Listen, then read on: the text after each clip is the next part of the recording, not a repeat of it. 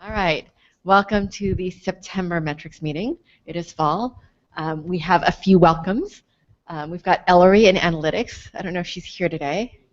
I'm so sorry. I allow myself at least one gaffe per metrics meeting. And Anne, who is finally on board as a conversion. And then we have two legal interns that are new. Where are they? Raise your hand back there. We have Claire and Hillary.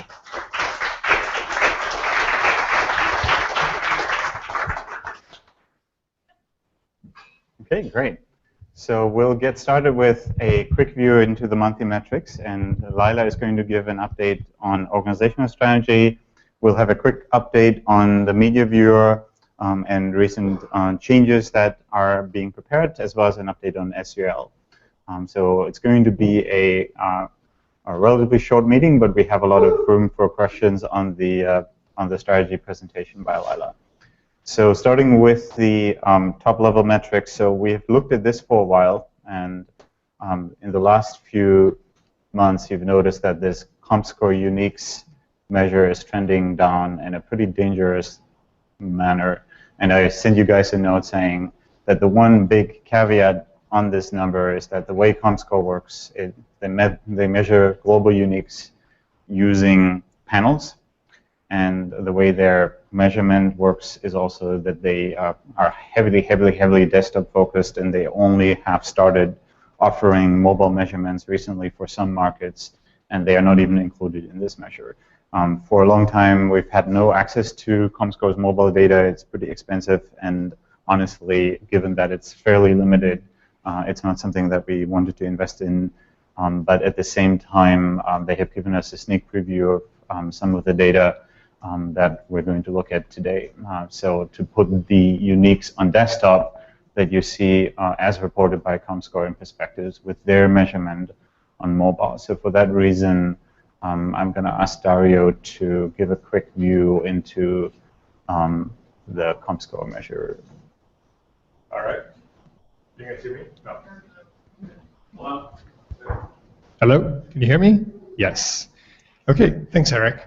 So as Eric said, we've been monitoring the situation with page views, but today I wanted to take a better look at the data we get from ComScore about unique visitors. So this is a report card, and you can see this a downward trend in the last couple of months. Really, the first half of 2014 was a tipping point in unique visitors measured by ComScore, and this particularly affected, in terms of regions, Europe and North America.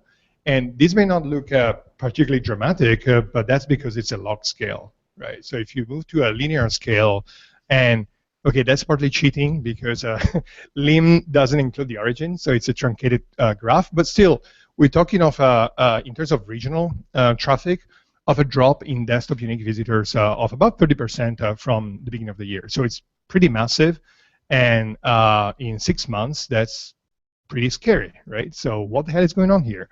Like Eric was saying, historically we haven't collected unique visitors in-house for two main reasons, one being technical, the other one related to the privacy policy. At the same time, for a long time, ComScore only provided desktop numbers for uniques, at least until now. So last week, a new tab magically appeared on our ComScore accounts, displaying for the first time new regional reports for mobile. And these are limited to some markets, so we don't have global numbers. But I wanted to give big props to Caroline. I know she's here.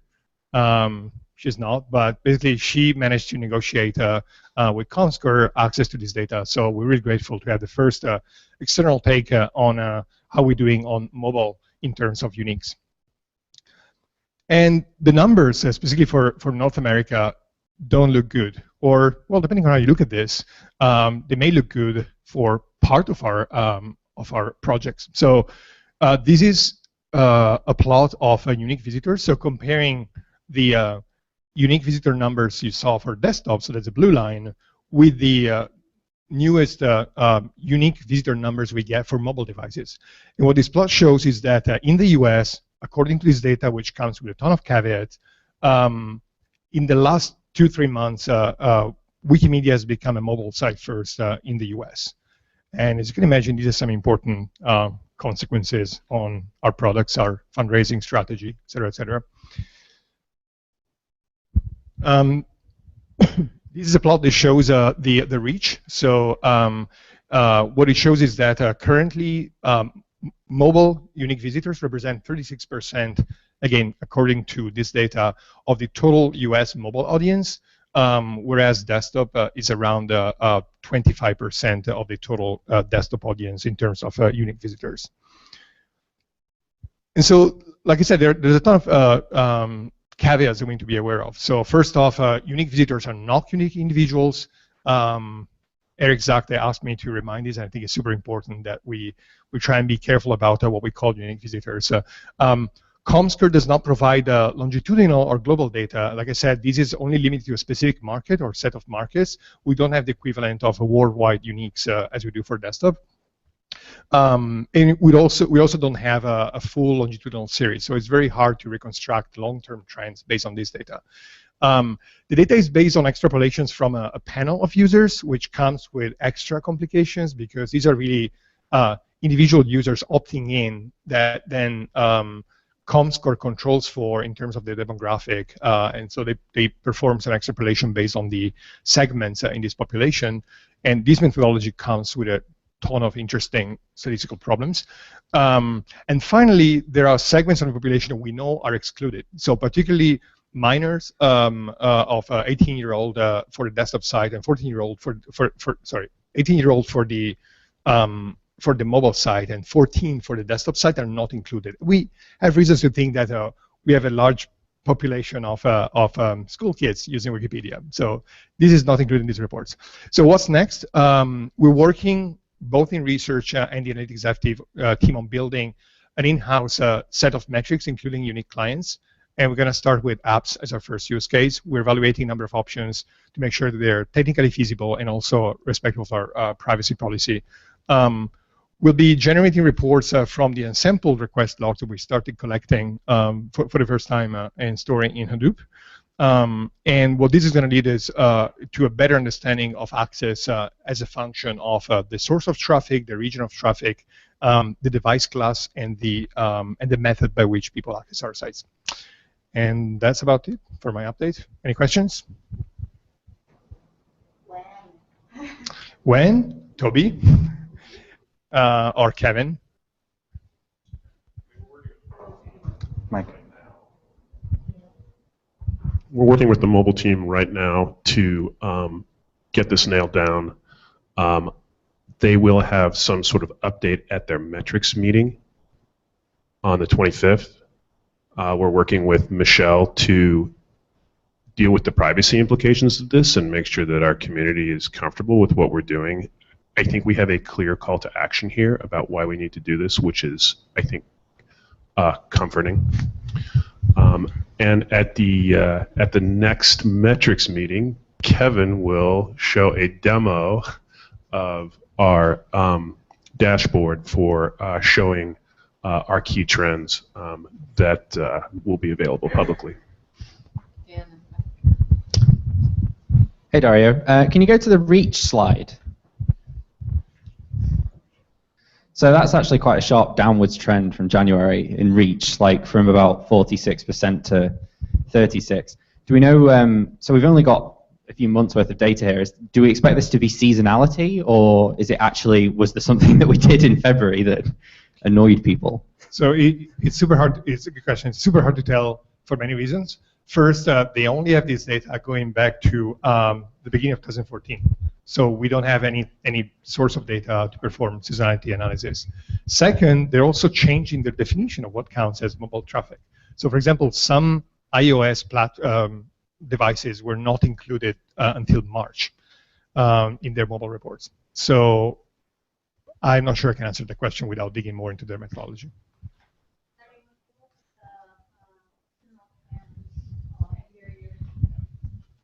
Dario, when we look at seasonal trends of our Comscore data from the past, the ones that we just record and keep, does this correlate, this graph, this smile correlate to those year over year? I'm not sure for reach. I think we never really studied reach in terms of unique visitors and page views. We see the typical seasonality dip that happens in June, and we typically see July as having like an increase with respect to June. So what we don't see, and that's a deviation from the trend, is the drop we've seen since the beginning of the year. Basically, that's a pretty robust indication that there's something that goes against the seasonality. So I also want to again remind folks, so you cannot overstate the amount of caveats on this data just because of how it is derived, and this is the actual page view trend that we get from our own measurement right now.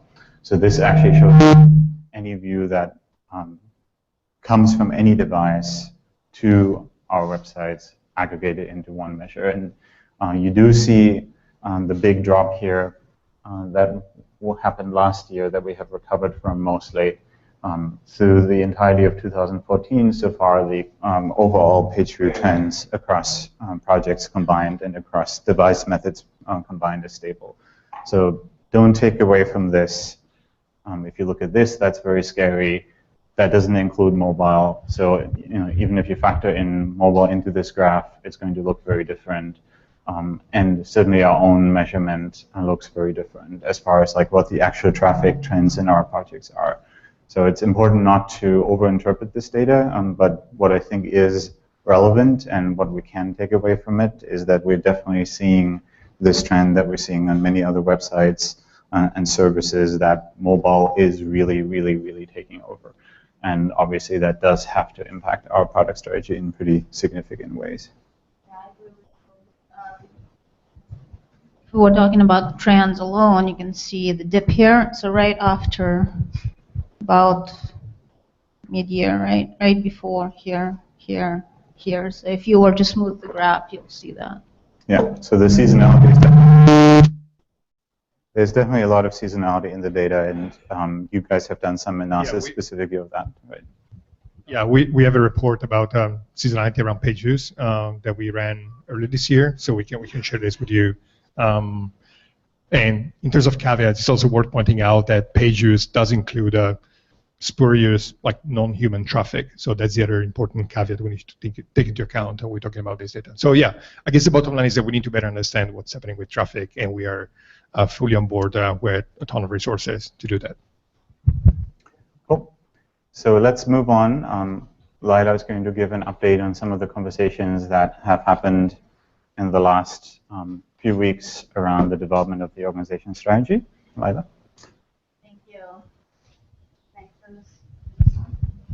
There you go. Thank you, Dario. So as you can see, we have a lot of things to learn, and if those of you who have been to these meetings, the last 3 ones, I've been highlighting the trends like these. We definitely need to understand what is happening. But it's not just enough to understand the numbers, which we absolutely need to understand, and this is why the team is looking very carefully to have the data internally. It's also important to understand where we're going, and not only where we're going ourselves, but also where we're going in the context of the wider world, where our users are going, what they are doing. So when I got here in June, when I stepped into this role, the first thing that we've done is we got together as an executive team and we started talking about, okay, well, what are our goals? What are we trying to achieve? And it became very rapidly very clear that it was impossible to decide on the next step or meaningful next step if we didn't know what was the destination. And we decided at that point that we needed to kick off the strategy process that has been due. So I wanted to give you a brief preview of what we are planning to do this fall and how we're planning to work together with all of you and the community at large to help us define this kind of next vision, next step, and the direction in which we're going. So with that, I wanted to start by bringing you back to this really typical business statement of what strategy actually is. And I'm sorry for doing this to you, but I feel like it's really important for us to be on the same page what we mean by strategy. Because what we've had before is not quite what I would call what typical strategy would look like and what we need. There are a few highlighted words. I'll let you just read through the statement. And I'll highlight them, I'll explain them for you. The important pieces here is that we're doing something that is unique. Yay, we are. It is valuable. Yes, we do. It can be preserved. We certainly hope so. And we do it through a different set of activities. And we're doing it longer term. Right? So this statement needs to be valid through years and years of us working together and working towards something. So there's three major components of any strategy. There's the vision. So we need to revisit and remind ourselves what that is so that we don't start deviating. We need to continually do that. That is our unique proposition. What is that we do for the world? Leadership. It's the people who are leading the effort, right? And one of the most important things about leadership is enforcing the trade-offs. It's saying no to things. It's saying no to things that we cannot do in order for us to do things that we need to do. And it's also the burden of communication very much lies on the leadership. The most important piece actually is the operations, the day-to-day activities that we as an organization implement and how we do them and how do we combine them. And who's responsible for what, and the clarity of those responsibilities are really valuable. Without that, we cannot get to the destination. So in order to kind of make it a little bit more real for you guys,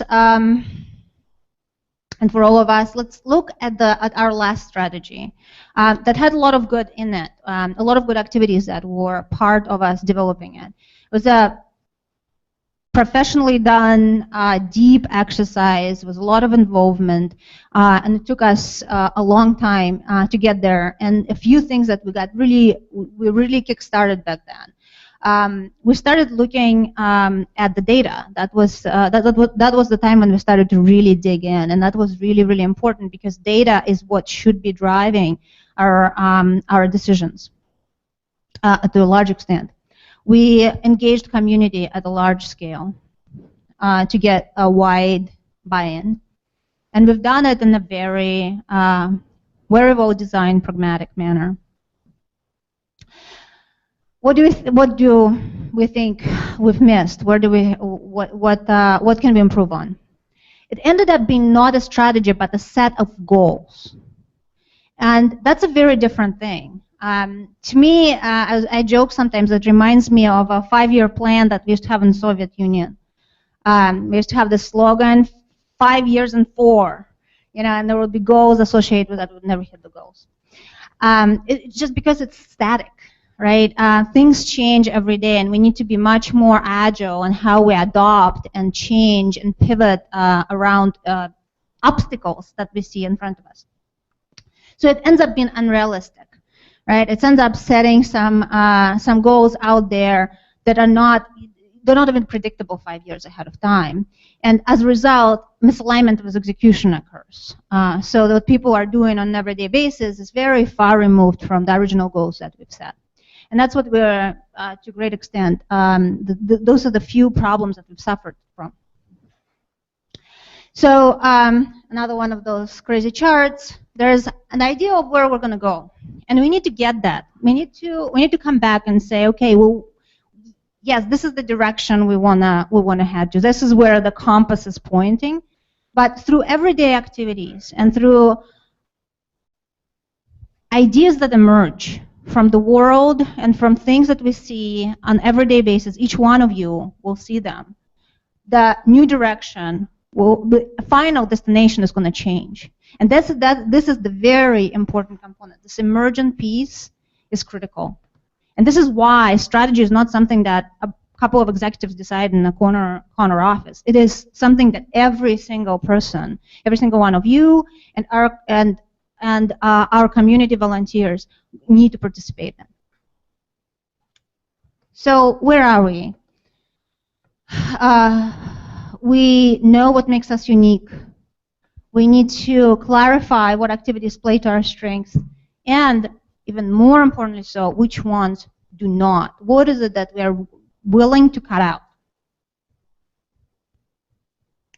So some of the ideas about where we're going. I think it's really important. In a session that I did at Wikimania, I said we need to keep imagining. So the next step is actually try to figure out what is it that we want to. What is it that we want to do in the next 5 years? Do we want to do more of the same? Do we need to make some decisions about whether we're a destination or platform? So there's interesting data that's showing us that this may be a shifting in the world. Are we going toward data or encyclopedic knowledge? Do we want to be mobile first or maybe mobile only? You know, there could be really radical things that we were thinking about. Do we want to be an integrated system or a set of standalone projects? Should we be changing how we're thinking about that? Right? Should it be an integrated connection of multiple things that we're doing? Should Wikidata and dictionaries and source and encyclopedias play together in a much better way? The options are literally unlimited, and this is what we need to work through together. So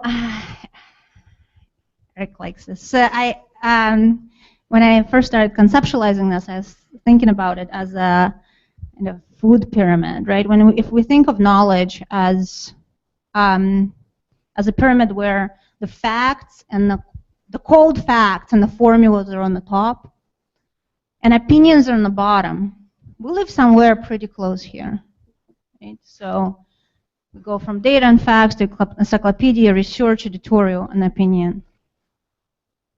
And when we think about strategy and we're thinking which direction to go, we can think about, okay, do we go more towards the top, more towards the bottom, do we expand? It's a useful tool for me to think about, to conceptualize and explain how we think about knowledge. Because one of the things that we came back with when we met with the wider group is the definition of knowledge is extremely vast. So we need to focus on what is it that we mean by it.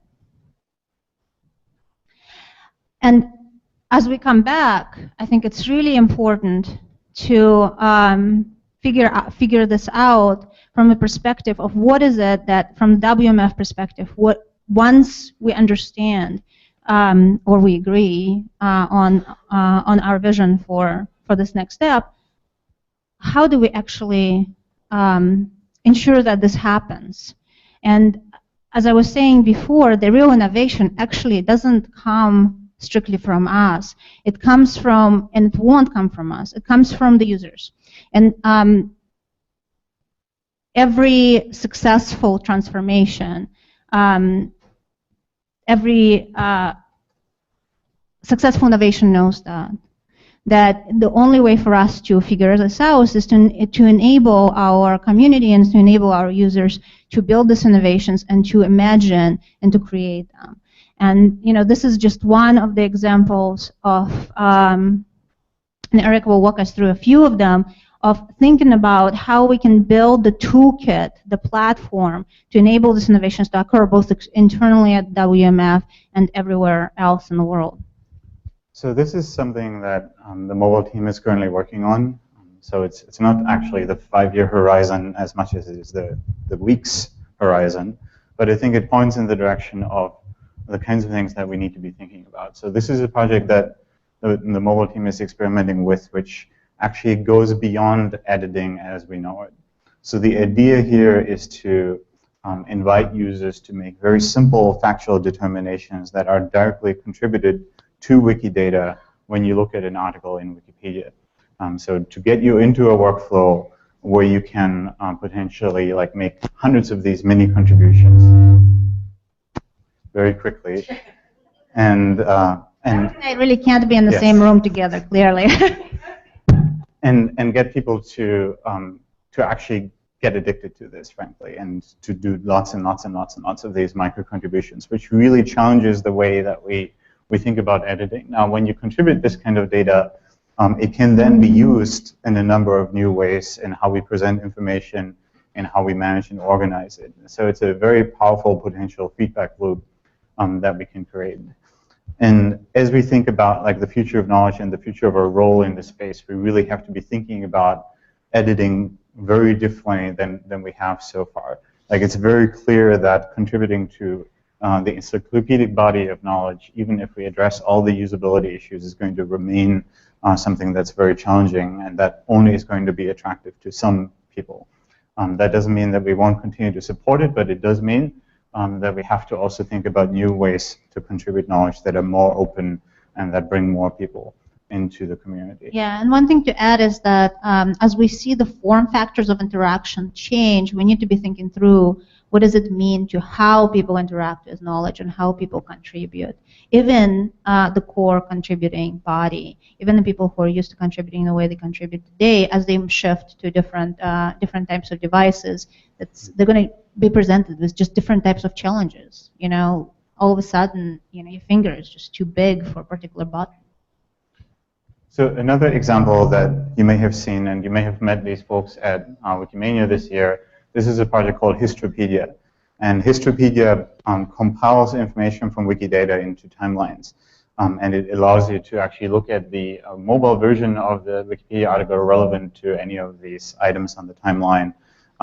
It gives you a new way to interact with information. It is notable, especially for one reason. It is, as far as I know, the first major third-party application built on top of Wikidata. A few, actually now already like 7, 8, 9 years ago, we started to see this kind of thing happen with Wikipedia. Now we're starting to see this happen with Wikidata, that people are taking this data and building applications on top of it. So this is happening, it's now.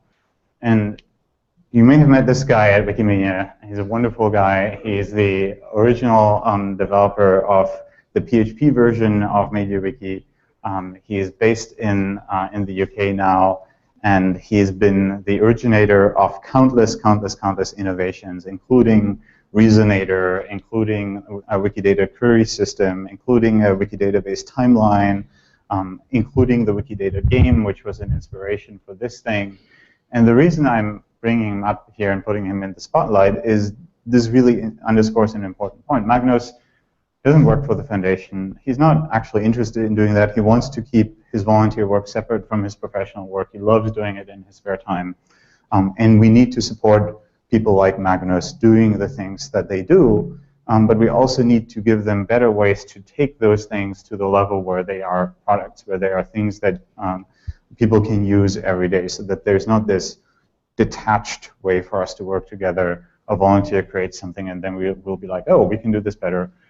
Rather, how can we actually partner effectively on innovations, on disruptive changes? Also identify them and figure out which ones that work and make them part of the total body of our projects. Because software, you know, it's you have to maintain it. It's a living thing, and it needs to be redone every now and then. You know, those of you who are in software know that most of it gets rewritten every 3 to 5 years. So we need to make sure that there's a full pipeline that comes from innovation and goes into productization and eventually and potentially into the core. Back to you. So a few early observations on this. A few things that we need to think about, and you feel free to disagree at this point, but we need to create some preconditions for people to build amazing things that we can't yet imagine, both here and elsewhere. And the reality is they're already being built today. We're just not really leveraging the power of them, and oftentimes we're actually creating more problems than we're solving as a result. We need to partner in a way that innovations do not languish, but also be able to figure out which ones to invest in and put our efforts in and time, and which ones to say no to. That's okay too. That's part of the equation. we need to become a client of our own platform. I told earlier, Dario was telling me, "Oh yeah, we're not all, we're not using our own APIs, our own services in a few in some places." And I'm like, Dario, don't make Lila cry. So don't make me cry. Use our own platform and own the core experiences. So the platform is important. We provide that component, and we need to invest in it, and we need to make sure that it is solid and consistent and up to date. We need to think beyond the editing as we know it today. And I don't want you to misunderstand this. This is not, this doesn't mean that the editing as it exists today is not important. It means that what I'm trying to say here is that that's not the only thing that's important. Because as the new generation of information users is emerging, and as they're learning entirely different ways. They're using the internet differently. If you have children, you're already experiencing that because they are way ahead of you on how they use the mobile devices, and they can figure it out much faster.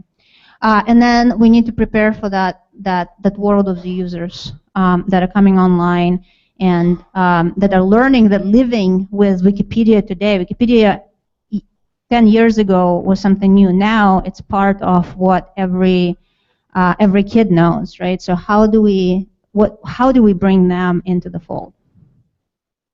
Okay. So what does this mean? What are the deliverables? We're missing a slide, I think. No. This is what you got. There was a piece that was talking about how we're going to engage and what do we need from you. I think it's probably in different order. Further down.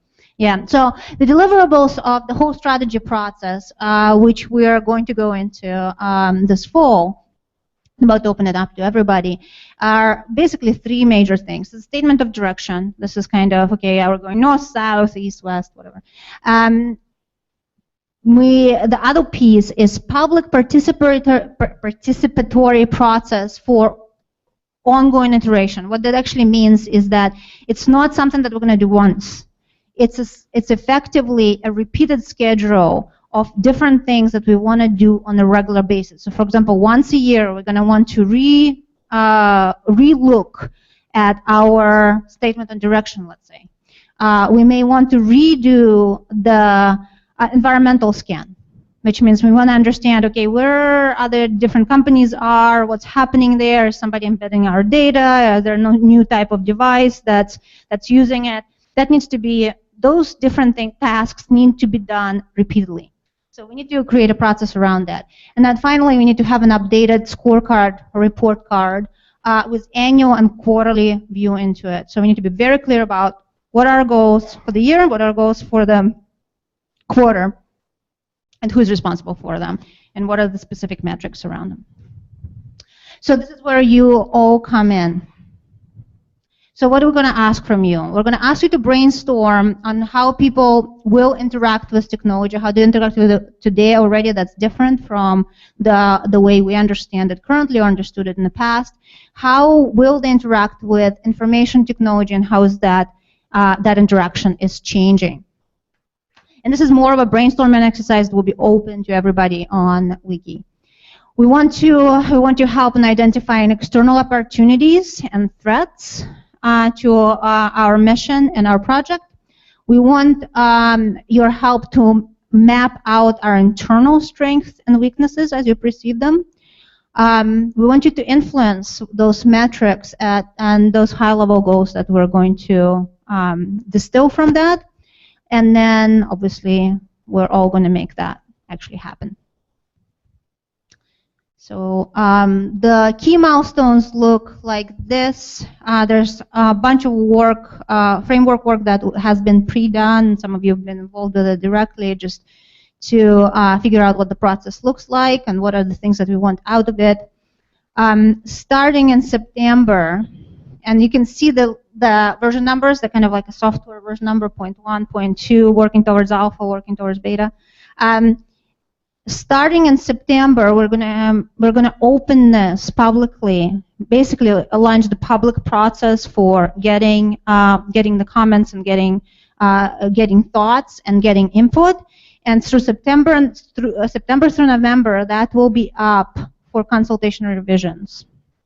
Okay, and we're hoping that by November we will come out with some of the deliverables that we are speaking about on the top chart. Give the board an opportunity to review it, and not like they'll also be able to engage during the consultation process. And then by early Q1, we want to have our first revised scorecard complete. All of this will be done in the public. All of this will be done with your input and community input, and this is the high-level overview. Questions, comments? I think we have time. Eric, how are we doing on? Hey, is this working? So both of the examples that you guys showed are very heavily dependent on Wikidata, obviously.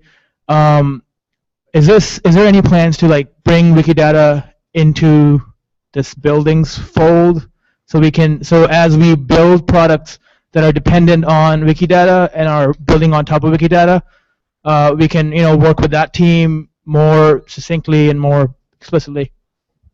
So let me just describe the current state for people who are not familiar with it. So right now, Wikidata development is done by Wikimedia Germany, which is an independent chapter organization. There's a team of about 10 people who do all of the development work, which is awesome. And frankly, I don't think Wikidata would have happened if we had tried to do it ourselves, mostly because we would have been too distracted to try to do other things at the same time. The fact that they've been able to focus on just that one technology project has been really key to making it happen and moving it forward. And I think we need to be careful not to forget that lesson as we think about disruptive innovations. That is actually one of the tools of disruptions, is to help have others take on challenges and work with you. But the lack of internal ownership on integration as well as ongoing relationship management is a huge issue. So right now, so far, most of the integration work on a technical level has been managed by Rob's team and points of contacts like Rob himself and people in his department, and that's taken us where we are today. But what is missing is a really coherent strategy on bringing Wikidata into all our products and using it as the glue for actually connecting the different properties in the Wikimedia universe.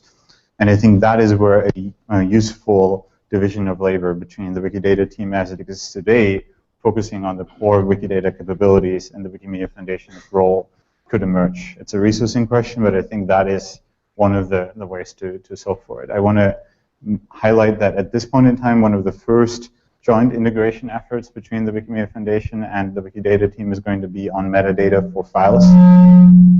And specifically, the multimedia engineering team has been now in touch with the Wikidata team for the last quarter, coordinating on how we can use the technologies developed for Wikidata to manage the mess that is metadata on Wikimedia Commons. That's just a baby step, but we are starting to make baby steps to bringing the integration efforts more closely in alignment.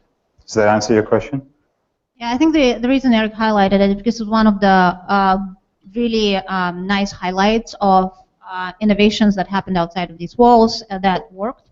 And what we need to be doing better is identifying and enabling them and then bringing them into the fold, because right now it's not part of our overall strategy and product planning. Doesn't mean the engineering resources need to live here, but we need to be thinking about it from the UX and product perspective, which means that we need to be allocating resources to it, right, from that point of view, and helping manage it as part of the integrated product. Other questions, comments? Hey, so there's a question from Mark in IRC asking, is your recommendation that we divest ourselves of external tools and focus more on wikis as part of focusing on what we produce ourselves? Like dropping Google Docs and going to use wikis, things like that? Oh, I want us to be really careful about focusing on our core expertise. Our core expertise is around creating and sharing knowledge with the world, right? Through, and specifically, more specifically, encyclopedic knowledge. So I don't want us to get into reinventing tools that we don't necessarily need directly for the type of work that we and our community are doing together. So I want to be really careful about saying, you know, we're gonna build our own routers or something like that. Yeah, I think Mark was specifically asking about things like Google Docs, and I think there is obviously a fair bit of overlap between what Google Docs does and what a wiki is intended to do.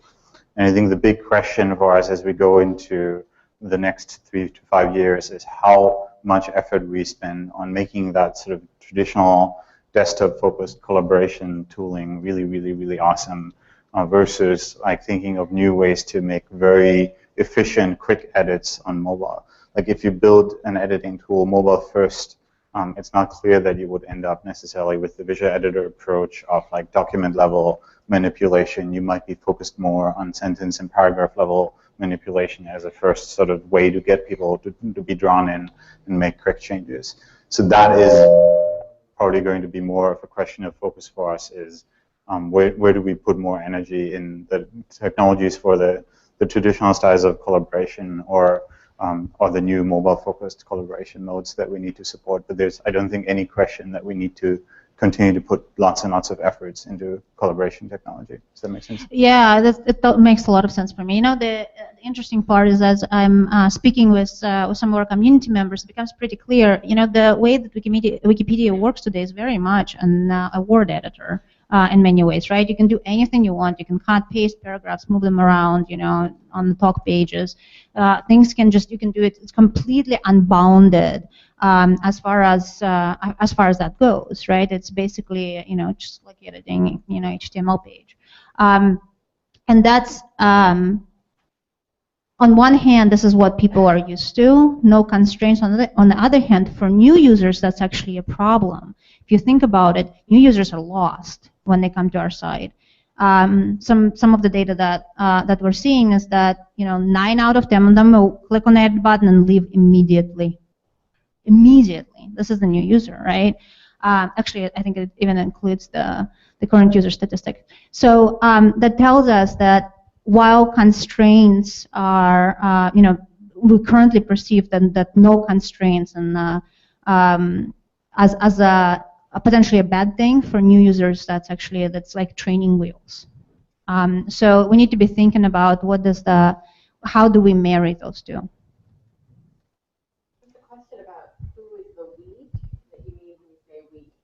So when we talk about the strategy, specifically it's a WMF strategy. I want to make that really, really clear. When we talk about we as thinking through this, I'm speaking about we as all of us who are interested and engaged in the future of Wikimedia. So that includes community and includes anybody who basically cares. Okay. Last question, Adam? Yeah, so let's say, for example, I had some disruptive ideas, but I don't have the volunteer time to prototype and evangelize these. Do we have any structures that we're creating to discuss, nurture, collect, that sort of thing? So I'm not sure about the structures today. We have some basic structures, I believe, for suggestions. And bear in mind that this is not a final product, so we don't know what it's going to look like. But I believe that part of the process should be just a gathering, accumulation of the ideas. We need to get more proactive about how we think through the ideation process. If we think about also the way, for example, the engineering and product development organizational structure needs to change. What we're looking for and what we're thinking about is a model that enables us to build a good balance between having like very clearly identified high-level objectives that we reach, but also a continued bubbling up of ideas and projects that people want to pursue and take to completion. So finding that balance is tricky, and almost all tech organizations struggle with that, but it's certainly something that we want to build into the organizational design more explicitly. Vibber has one question, and that's the last one before we move on. I wanted to just go back to micro contributions. I think that site quality is obviously really important, and we've sort of just started trying micro contributions out. Image uploads was the first one that we did on mobile web, and while it didn't really work out, I think we had a good amount of learning from it. I wanted to understand, so I think that we should all be aware that like the first few micro contributions may not be 100% success, and they may create some vandalism, and site quality is really important to all of us. So like, what is our commitment to sort of experimenting with these new ways of editing? Because the first few ones are not going to hit the sweet spot. It's going to be a learning process, just like long form editing. So just kind of want to hear from you guys about how you think about commitment to trying these experiments. So experiments are invaluable, right? We're not going to be able to figure things out without experimentation. That said, I want to go back to how we actually call systemic thinking, right? So when we experiment, we can't just throw things at the wall and expect it to stick. We need to be thinking, what is the downstream effect of what we do? So when we do something like image uploads or any kind of edits, we need to be thinking about what is the next step? Who's going to be seeing this? How is that going to be processed? We need to think through the entire, pipeline of the editing. And we tend to think of the spot right now. We tend to think of just one station as this train goes through. But the reality is it's going to come in, we're going to grab an edit. It's going to go and somebody is going to look at it and make sure that it's valid. And if we overwhelm those people, we're going to run into trouble there. So we need to be thinking through every stage, through every stop as that train goes through. That doesn't mean that we don't experiment. It just means that we think our experimentations through. This is the reason why we don't put a big blue edit button on our screen right now. Right? If we wanted to, we could staff a bunch of new editors. We could get a bunch of people clicking on the edit. If we really wanted to, it's very, very doable. The problem is that the very next stop on the very next train station of that train is going to be a massive failure, because those people are not going to know what to do next after clicking that button. That's why we're not turning that spigot on. And every experimentation that we do need to be thought through that way. Okay, well, thank you, Lila. Let's move on to the next item in the agenda, which is a presentation from Fabrice. You probably have been reading some of the emails around MediaViewer and some of the pains of the deployment and the rollout and the community response to that. So Fabrice is going to give an update on some of the recent research and development work that has been done, as well as some of the next steps. Thanks, Eric. First, a reminder, why are we doing this? So the goal is to improve the viewing experience for readers and casual editors. So we're a little bit louder? Okay. So we are trying to improve the viewing experience for readers and casual editors and make it easier for them to preview and browse images while providing them a quick summary and easy access to the details on the file page. So the problem that we found, particularly for readers, is that right now the file page that you see here is voluminous. It offers a lot more information than the reader really wants. They typically just want to see the image with a little bit of information. And it often is on a separate site or on a duplicate page, so it creates a lot of confusion. It's great for power users, but it's not ideal for readers. So you can see how this is represented here. Here's the file page. In order to get the information, you got to scroll down and dig in. So what we try to do, as you see in the next slide, is provide this information in a more compact format by just giving you the basic information that you want. So essentially, MediaViewer is presented as a way to preview the images, and if you want more information, you can go all the way to the file page. And the benefits of the MediaViewer and the file page are that the MediaViewer seems really appropriate for readers and casual editors, or when you just want to browse, when you're in that mood. And the file page seems to be really ideal for experienced editors, advanced users, or when you have to do some work and some research. So we want to support both of those viewing options, and we aim to do this with the next version. So we've done a lot of community and research work over the last year, tens of thousands of users have contributed to either the engagement or the research work that we've done. And in the next slides, you can see kind of the input we've gotten from the surveys. We found out that people really want to Zoom. They want a way to opt out. They want to be able to scroll. In the next slide, the talk page, a lot of people want it to be opt-in. They can't find the file page link. They want the caption higher up. In the next one, we did some user studies in July, and people are having some problems discovering some of the information. They couldn't find the download button. So we took all of this input, and we spent some time with Pao and the rest of the team coming up with a new design, which we'd like to demo now. So the new design at the lower left here shows us on the alpha prototype, a typical article. We click on a particular image, such as this one, and it opens up in the media viewer. Theoretically. Should open in media viewer. There we go. And the image is provided.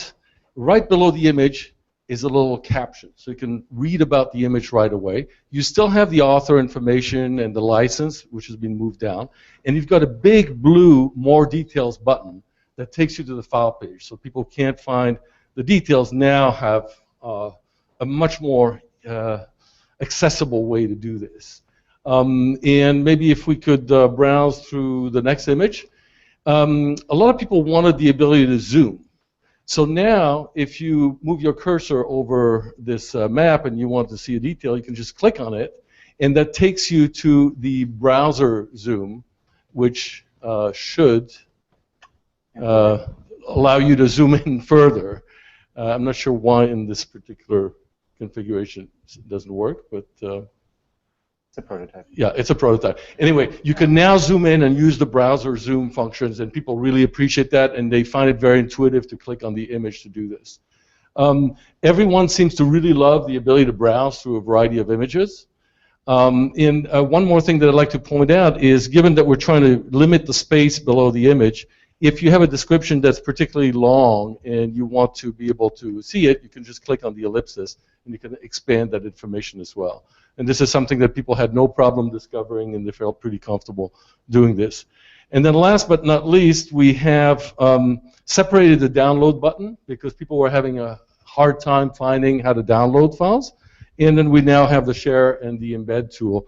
This is what used to be called use this file. And again, we're finding that people seem to be able to use this. The one thing that many power users request is, how do I disable this tool? We now have a cog icon at the top right corner, which makes it possible for you to have a easy way to disable. By making it more prominent, users had no problem finding out how to do it. We still need to do some tweaks on the exact flow. But this gives you kind of an idea of what we've been working on and what we have been testing. And if we go back to the slides, I'll show you at a glance the conclusions of the report that Abby is preparing now. Basically, all of the tasks that we tested seemed usable by the various users that work with us, and we're very grateful to Abby and to Daisy for all their hard work last week, making time for us to help us validate that these new designs actually accomplish their goals. So you notice the pattern here. A lot of community engagement through a variety of channels. We try to test before we make the design improvement. We try to test after we make the design improvement. And if you look at the next slide, you'll get kind of a sense of what we're proposing to do next in terms of improvements. So the detail button, that's a no-brainer. We're going to add it in. The caption, we're definitely going to look at this. The enlarge function, we're going to do some more work on the disable and the enable flow. The toughest challenge right now is how can we help readers re-enable the media viewer. It's tricky, and so we're putting some design cycles as well as a little bit of engineering to try to figure out how to do this. The rest of it is pretty straightforward. On the licensing front, we've been working diligently with Gergo to try to close all the loops. There are still a lot of files out there that have weird metadata in a different template than the standard template that we all support, and we're gradually closing those loops. And planning to actually lead a community effort that will find the 2 million files that have like really strange or no metadata and try to add license information to those. The performance, on Thursday we'll release a new improvement that will pre-render thumbnails in the background for new images uploaded through the upload wizard that will allow us to increase the performance. And of course we'll measure every single one of those things as we have in the past, so we can verify that in fact we're doing what we hope to do. The improvement plan below will give you more information, and these are the next steps. So we've done a big round of design, a big round of user research. Now we're in a community consultation. Rachel, Keegan, and the community engagement team is doing a wonderful job soliciting suggestions of must-have features from the community that need to be incorporated in the next release. We're learning from that. It's a one-week consultation. If you haven't participated yet, we encourage you to do it. You can click on the link if you have access to the slides, or just go to Meta and search for Media Viewer Consultation. At the end of this consultation, we will update our release plan and then start development in earnest to try to provide these improvements as quickly as possible, test them, use metrics, and continue to use the iterative deployment methodology that seems to be so important to our work going forward. Questions? Emily?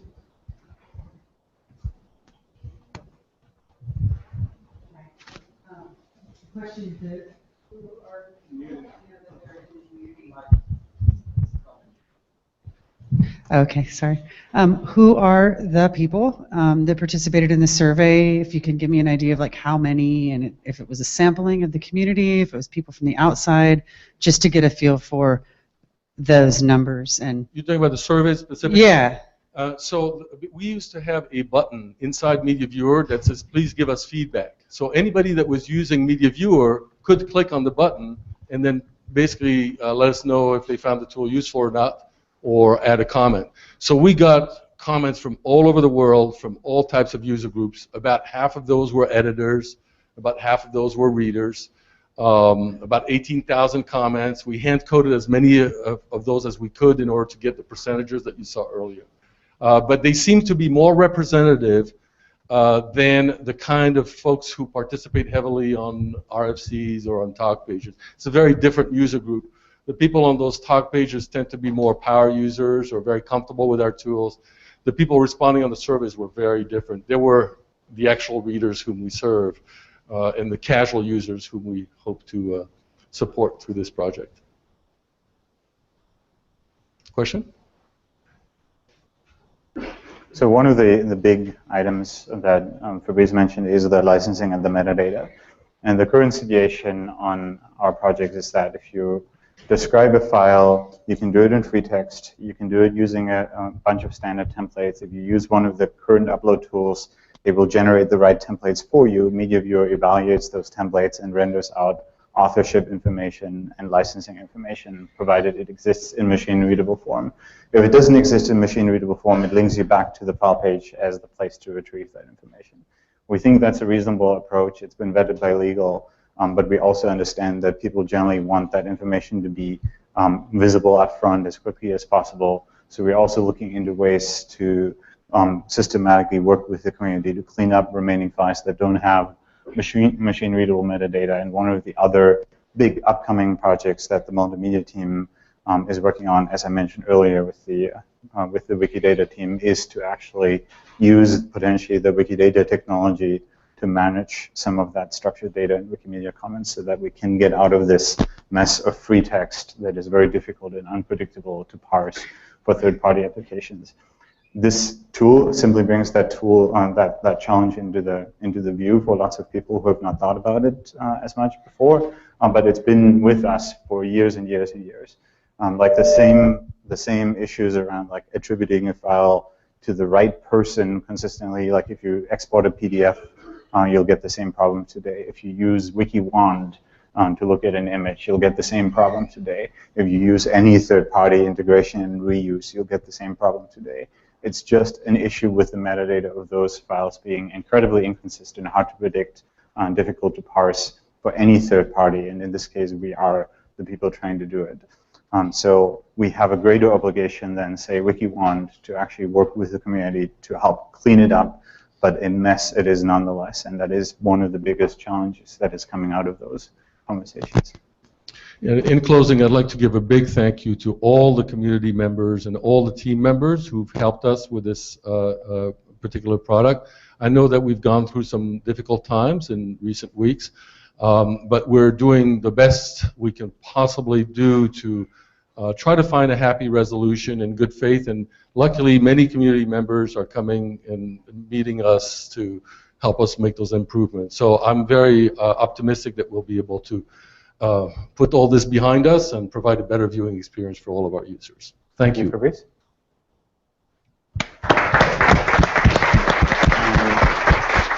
We have one final update on the ever popular integration of our single user login authentication system. God's work, as I like to say. Hi, so I'm Dan. I'm an associate product manager here. I'm here to talk to you about the SEO finalization. I'm aware right now this is just the evil project that's standing between you guys and lunch, so I'll try and keep it brief. Where are the slides? Right here. Ah, marvelous. Okay, so I'm a product manager, so I think in user stories. So I'm going to give a brief rundown of what we're doing. So this is the user story for the SEO finalization, basically. I would like all of our users of our sites to have truly global accounts, because they don't right now. Most of them do. Most of the people in this room do. Some of you don't. We're fixing that. So basically we're doing 5 different things right now. Global rename, a facility to request a rename, the ability to log in with your old credentials, global account merge, and the finalization script. So I'll run through each of these, tell you why it is that we're doing it and where we are with it. So the first user stories we have here are, I would like to rename my account globally without having to file hundreds of rename requests, because that was the process before. If you wanted to rename a global account, go to every wiki you've ever edited and ask the bureaucrats. And we know there are hundreds.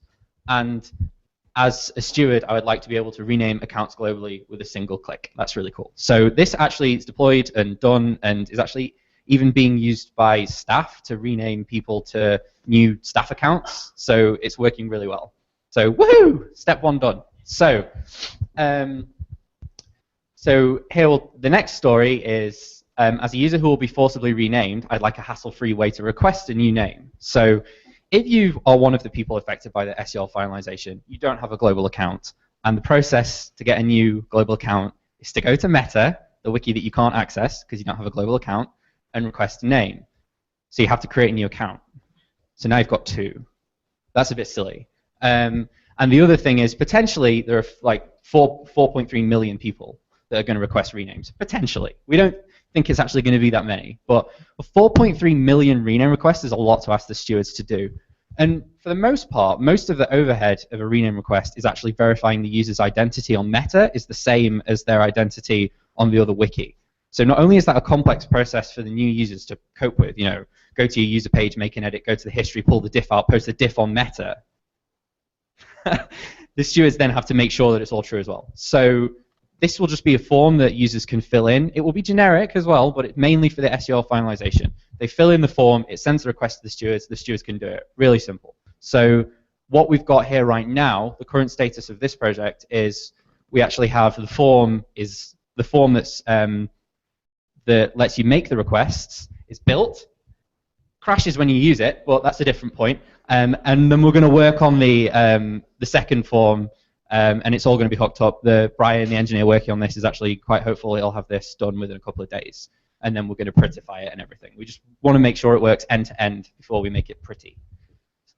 So the next one, as a user who was forcibly renamed without my knowledge, because that's what we're going to have to do for these people that have clashing accounts, I would like to log in with my old username so that I'm not locked out of my account, because wouldn't it suck if we just lock people out of their accounts? And this one, as a product manager, I'd like the SEO finalization to not lock users out of their accounts, because otherwise I would be a bad product manager. So what happens here is if you've been forcibly renamed, you can log in and not even know that you've been forcibly renamed, which is nice because we can't contact everyone, unfortunately. We're going to try, but it's just practical. So then when they log in, they're told, you've been renamed. We had to do it, sorry, and then we put them to the request to rename form. See, lovely experience. So yeah, so this actually works right now, which is nice. We need to revise the pros because right now it's just like the engineers first stab at it. So, but yeah, that's cool. Next is, as a user with multiple unattached accounts that were globalized, I'd like to collect them all into a single unified account. So if you're unlucky enough to be affected by the SEL finalization, all of your accounts will be globalized. So if you previously had 20 accounts that clashed, you will now have 20 global accounts.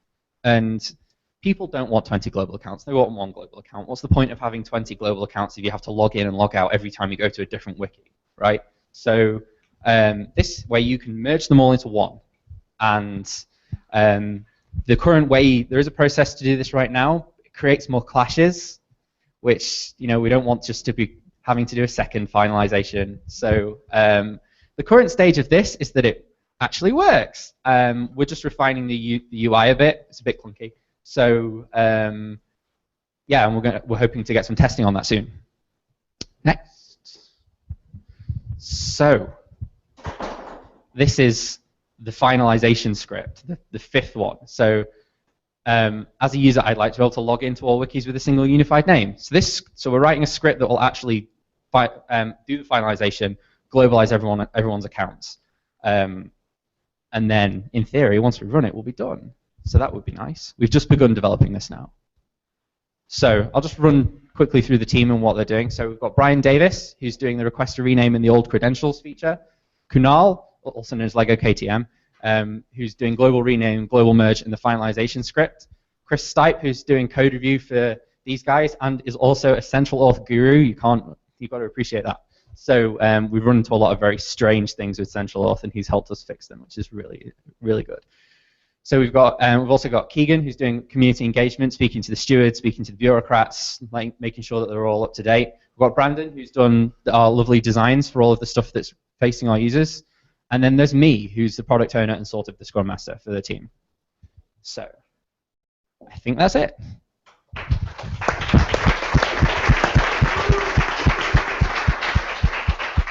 Any questions for Dan before we wrap? I imagine there's some at IRC. Kevin.